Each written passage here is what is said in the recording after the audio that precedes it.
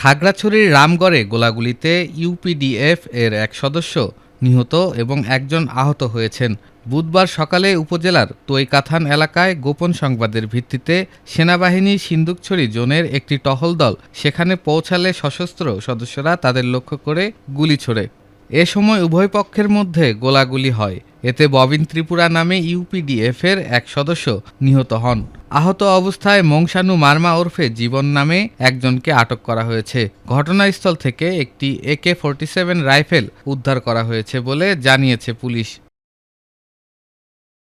অন্যদিকে একই দিন দুপুরে দীঘিনালা উপজেলার বাবুছড়া ইউনিয়নের মুরোপাড়া চৌমোহনী এলাকায় দুর্বৃত্তদের গুলিতে ইউপিডিএফ সদস্য সুজন চাকমা নিহত হন।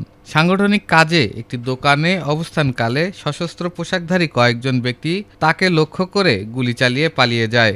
ইউপিডিএফ এ ঘটনার জন্য জনসংহতি সমিতি সন্তু গ্রুপকে দায়ী করেছেন।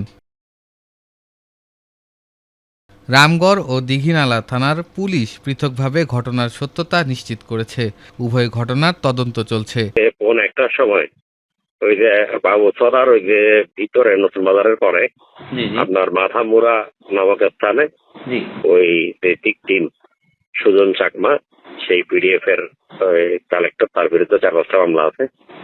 সে ওখানে দোকানে বসা ছিল, বসা ওই দোকানদারের সাথে কথা বলতে অতর্কিত এই সময় 5 জন মুখোশধারী লোক, সবাই কালো পোশাক পরিহিত, এসে অতর্কিত তাকে প্রথমে একটা গুলি করছে।